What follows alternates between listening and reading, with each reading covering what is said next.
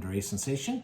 I'm your host, Dan, and in this episode, I am going to be taking a look at Illustrators Magazine Special Number 1, which is all about Tarzan artists with a special emphasis on Joe Jusko and his career.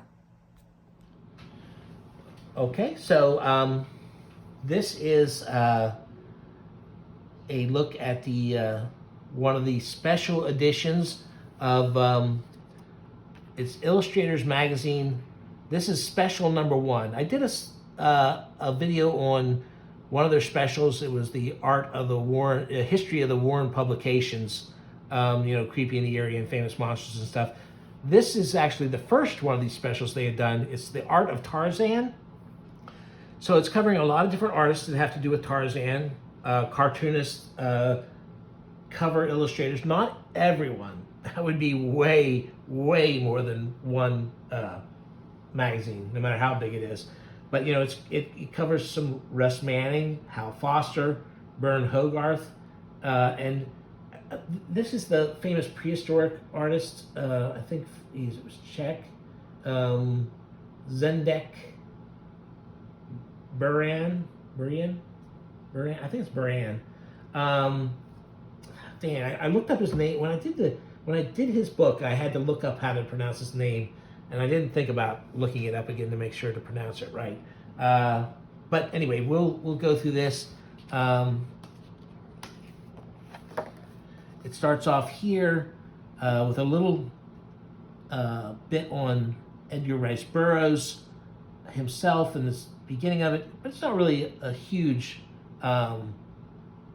look at overview, but it covers some highlights, certainly what they wanted to cover here. This is an illustration by Alan St. John. His stuff has been reprinted a lot of times. Very famous illustrator of the times.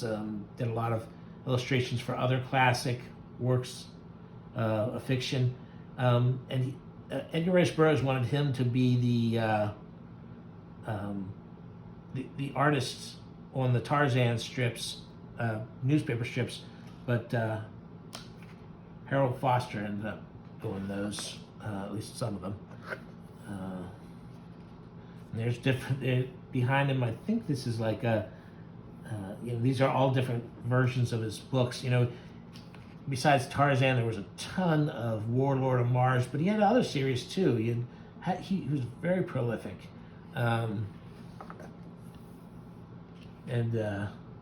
Here's some of Hal Foster's Prince Valiant, which is what he was really famous for. And here's this is one of his Tarzan strips.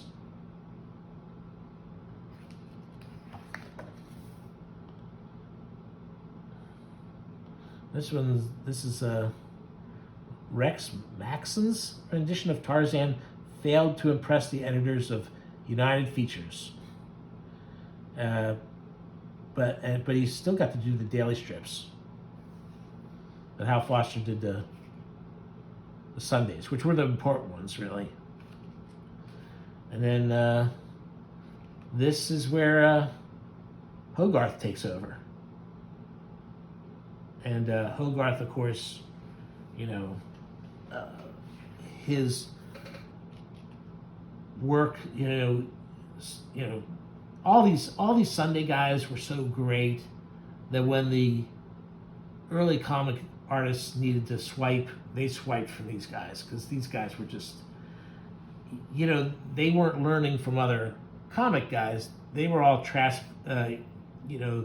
classically trained artists who did, had a real sense of anatomy.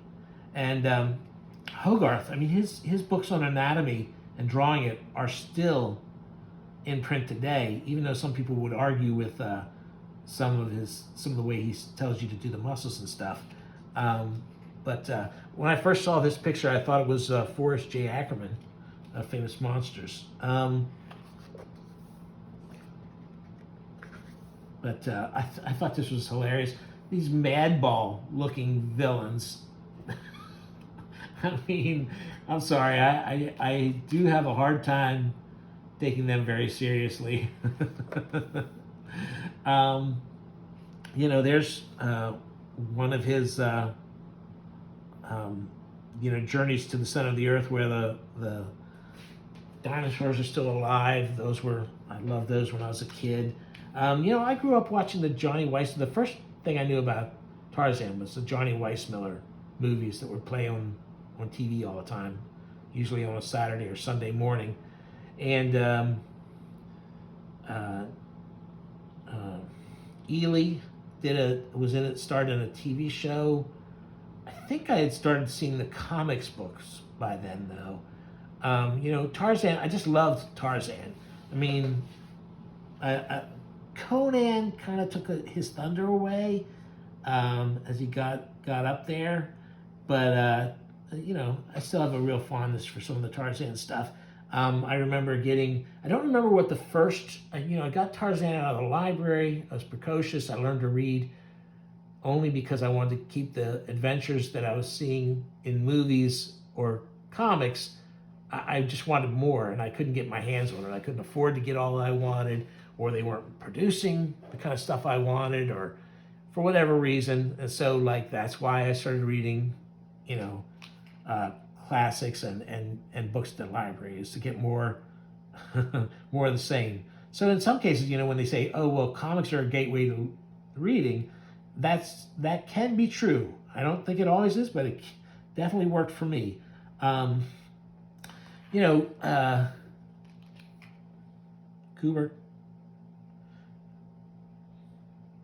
that's another, his artwork, the lines and stuff, the way he shaded and stuff fit Tarzan, fit my thinking about Tarzan, the way I liked Tarzan. It was great. Nowadays, there's John Buscema, his, I mostly, love him for the work he did on Conan, but there, obviously he could do Tarzan just as well. And now here's the main meat of the book, Jusko. And a lot of the illustrations in here are from some authorized library editions of the Tarzan books that the estate authorized at some point, and he did the covers for him, and that's where a lot of these Tarzan illustrations of his come from. Some of the poses I'm not totally down with, but that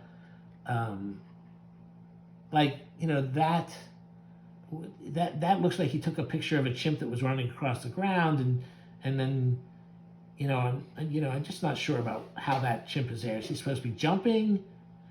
Well, it looks like he's supposed to be swinging, because there's got his hand on the vine, but that does not look like an ape swinging. But then you come to this, and that's fantastic. Now, there's a lot of things about Tarzan that are kind of rough. The whole idea that the reason Tarzan is so exceptional is because he was born with noble blood, and noble blood wins out, and that's why he gets to be Lord of the Jungle in Africa. You would think the first Lord of the Jungle might have been a black guy, but because Tarzan had noble blood, he's so that's kind of weird. But the real bad thing is he helps add to the whole idea of the gorillas as being these fierce creatures. You have to be careful of, and I think, but it's just not Tarzan. Don't get me wrong. In pop culture, gorillas are almost always terrifying. And quite frankly, I love all that stuff. But I know that perception is part of what helped get them hunted into extinction. They're not extinct yet, but you know what I mean. They're,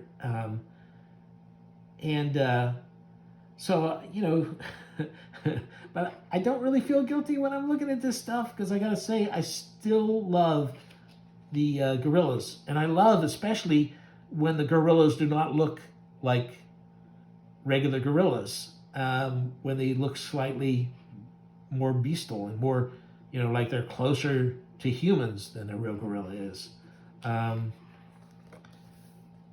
here we go. This goes into the history. This guy sold a if I'm reading it right, he sold a cover to Heavy Metal magazine 4 months after he graduated high school. I mean, look at this work. This is, I mean, this is too busy and not really. I mean, I don't really think this is that great, honestly. But I mean, certainly for as young as he was, I certainly I couldn't do anything even close to that now, let alone straight out of high school. Or, you know, I mean, that doesn't mean it's good, but you know, yay for him. Um, look at that.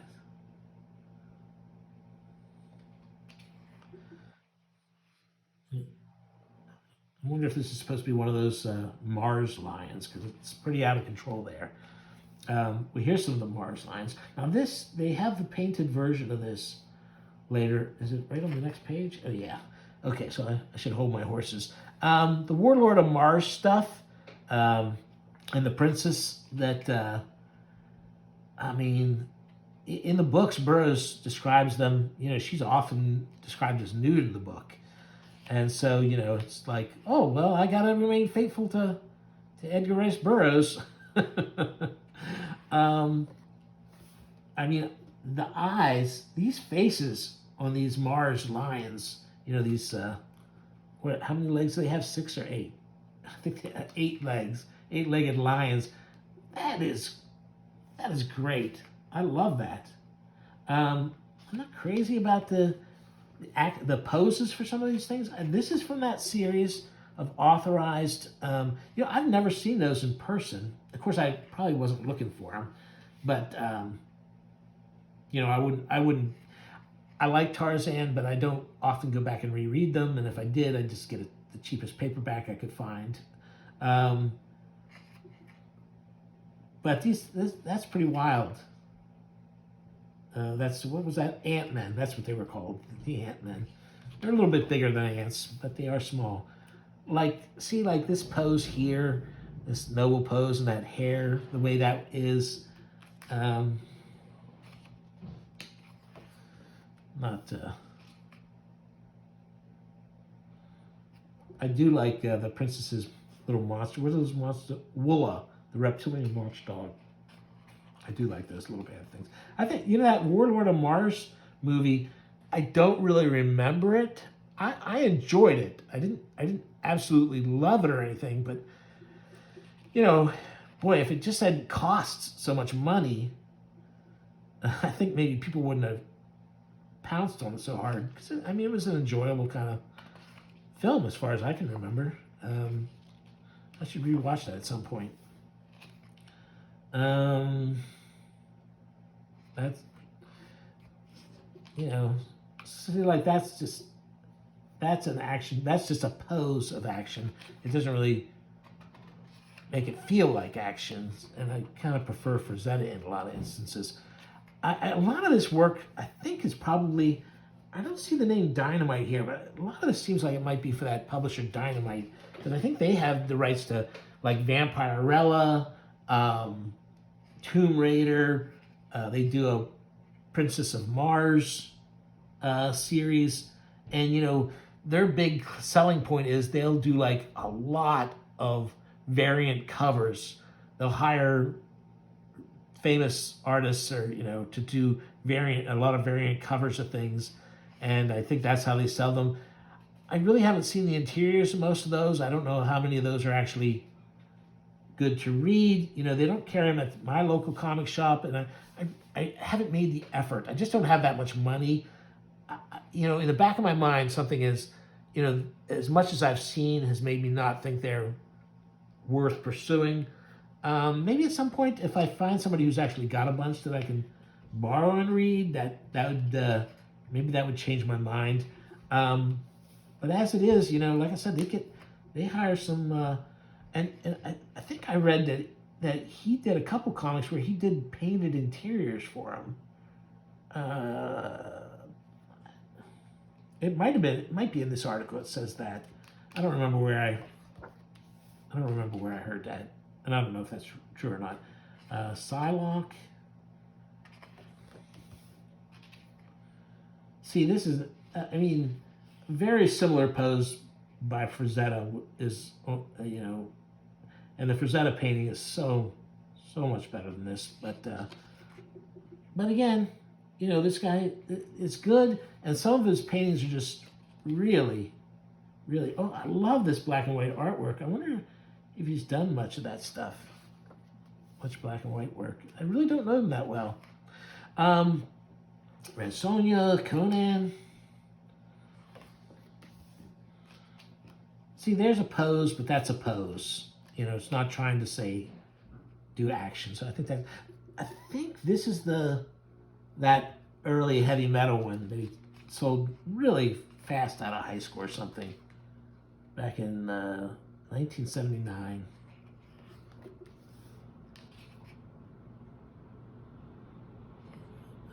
Where was that done from?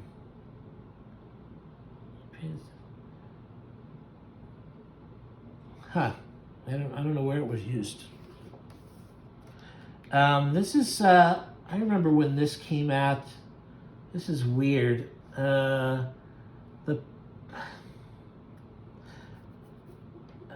have a little.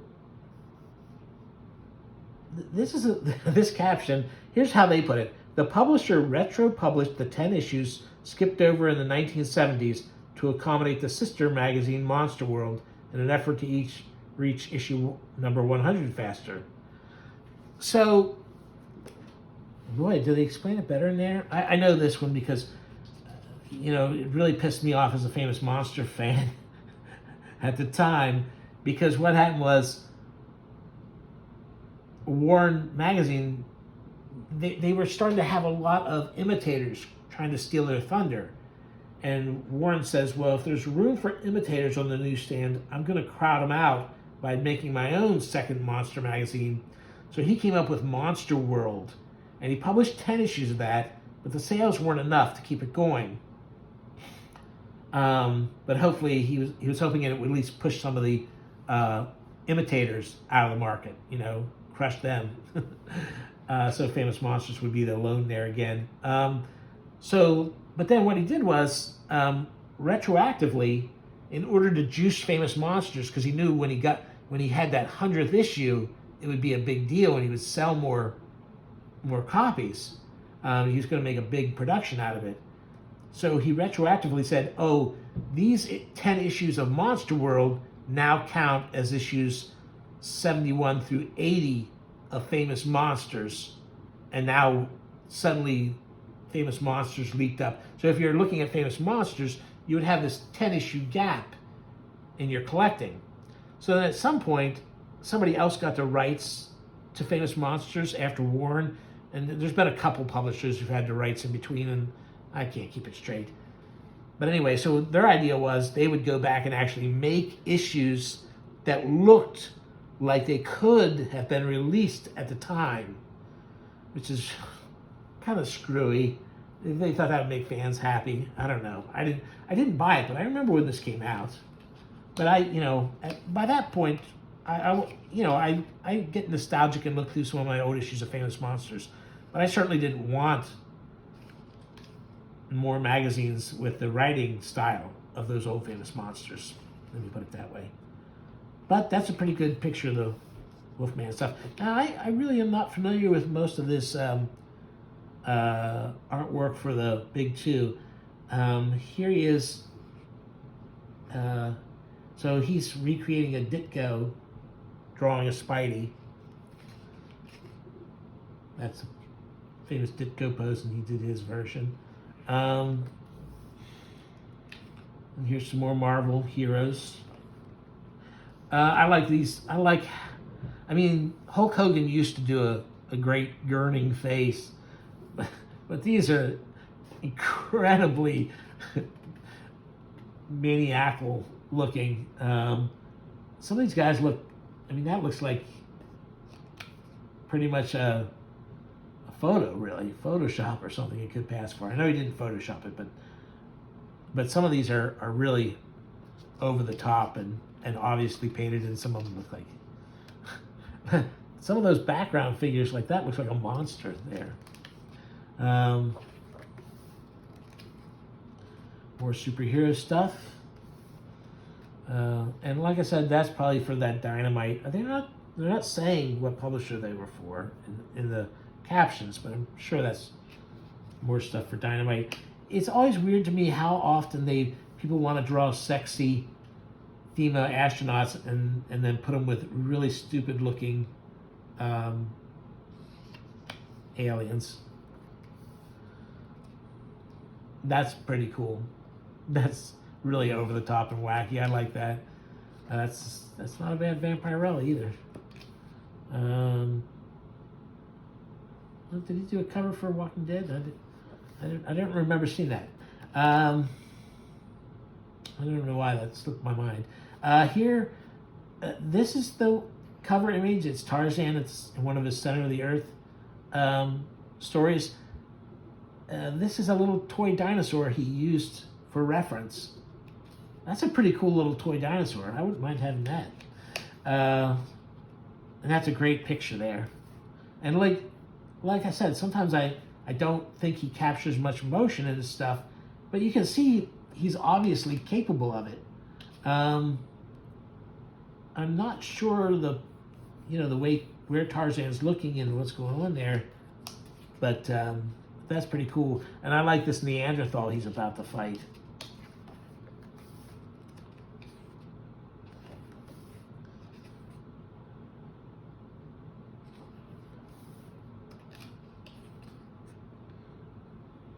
Yeah, this is more for and these Tarzans again are for that line. Oh, here's an ad. Here's the ad for. I knew there was an ad in here somewhere.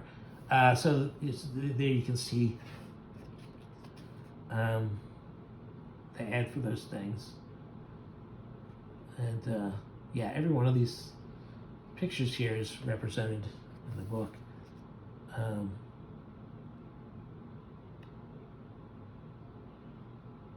Okay. Oh, so this is Gil Kane drew a Tarzan Sunday strip pages, and he took the Tarzan. He took some of Kane's artwork for the strip, and he did painted versions of them for the books. I haven't seen those. I haven't seen those collected things. There has been, honestly, there is so much of that, those adventure newspaper strips that I have never really paid any attention to, just because I don't usually see them anywhere, and I'm not interested enough and don't have enough money to buy them. But I wouldn't mind seeing those. That's pretty cool. And that really looks, you can see the Kane in there. You can see that. He left it, And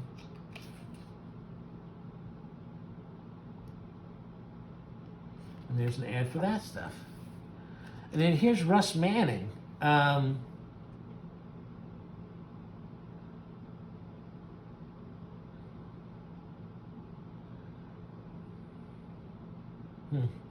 And I mostly know, so this was for a Sunday strip,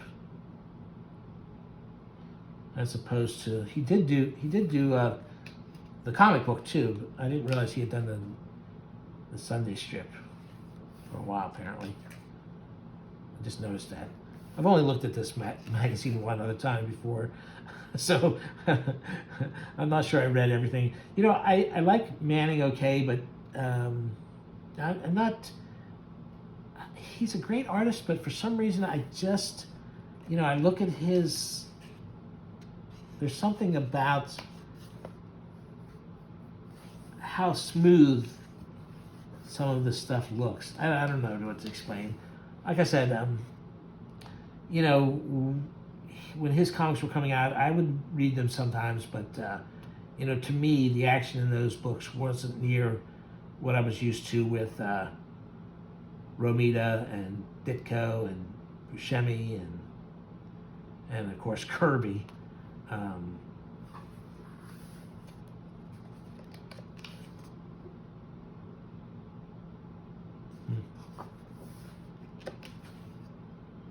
I didn't know you had done the Star Wars strip either. I remember when I was looking through there, I was going like, man, it almost makes me wish I had paid more attention to the Sunday comics. Because I didn't realize, until I saw this, I hadn't realized, and I wonder if they collected that together. There's an ad for the next issue of Illustrators. Oh, and here's the Burin, or how do you say his name?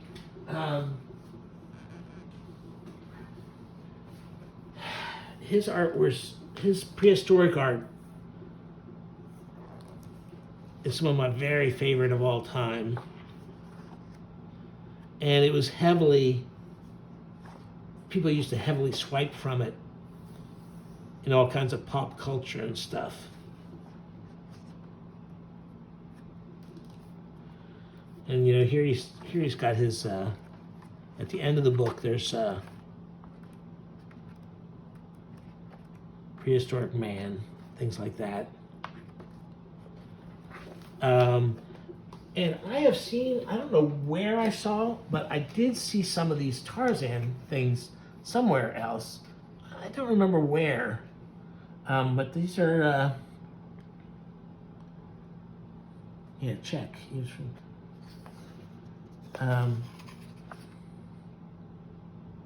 and he was a fantastic artist.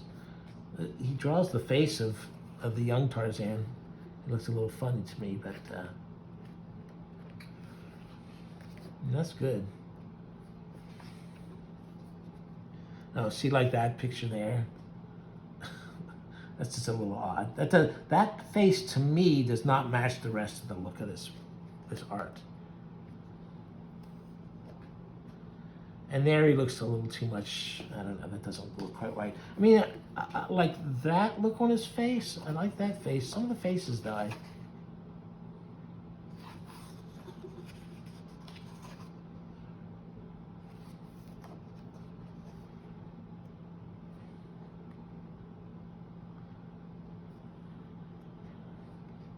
So, anyway, there's some back issues. Like I said, this Illustrators magazine. If you can find, you know, some various distributors will pick them up. Bud Plant oftentimes has issues you can get. Some of them are sold out and go for big bucks on the secondary market. But there's a lot of great issues out there. But because of the postage, buying directly from the UK can be crazy. That's why I say you know, look for a store or a mail order person here in the US. You might just save yourself a fair amount of bucks. Anyway, I hope you enjoyed looking through this, and talk to you again soon.